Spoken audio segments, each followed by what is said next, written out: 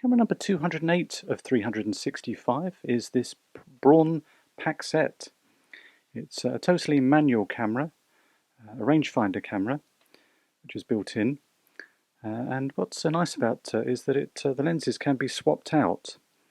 So the lenses, on this particular one, it's a 38mm lens, but it can be unscrewed, and you can place. There were a couple of other lenses which I do have, but I kept this lens because it had this viewfinder aid, which was of the same focal length. Apparently you could get different ones or screw in different things to show the view that you would get with your range finder camera. But that's a nice little feature there. So we just have to make sure that we screw it back in properly. So this is, as I say, a 38mm 3.5 lens, a stable Coro.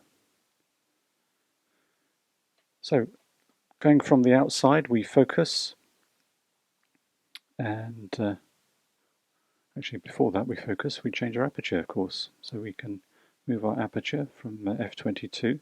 So aperture, focus, and then our shutter speeds go from B up to a blazingly fast 300th of a second, Pronto SVS shutter built in there. We have our shutter actuation. It's a double stroke advance film for the camera, so we have to advance it twice before we can actuate our shutter.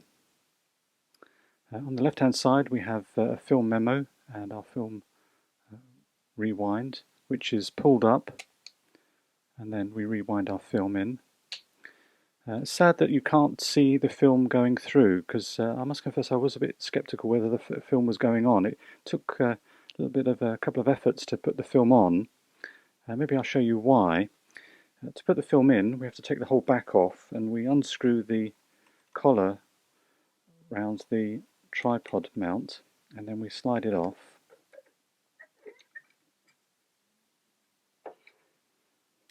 And then first of all we have to lift up this little lever here that allows us to put our film cartridge in, and then we can put that down so it holds the cartridge in.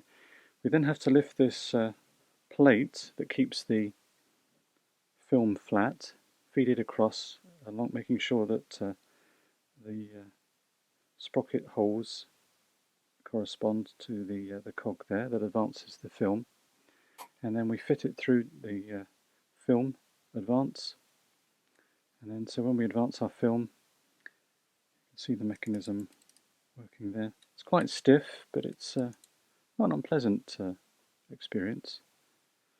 But I must confess it wasn't that easy to put the film in, whether it's because the leader wasn't particularly long, but I had to do it a couple of times before I knew it was on. And then we just simply put the film chamber, make sure it goes underneath.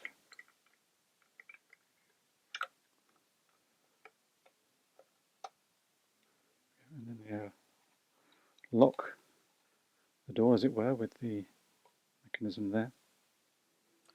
And then we can look through our viewfinder, or rather that's the rangefinder. Our viewfinder assist is through there. We do have the rangefinder little device here that obviously matches up the two images so they're side by side, and then that can give us, we can read off from the scale. Let's just take that off. There's the scale there, and then we dial that into the lens, so it's all very mechanical and very manual, but it's a lovely experience. The little button here is our film advance, or film rewind, I beg your pardon. Press that. Okay. And then a film counter, which sadly, actually that's not film counter, I'm getting that wrong. I do beg your pardon, I've got those round the wrong way, haven't I?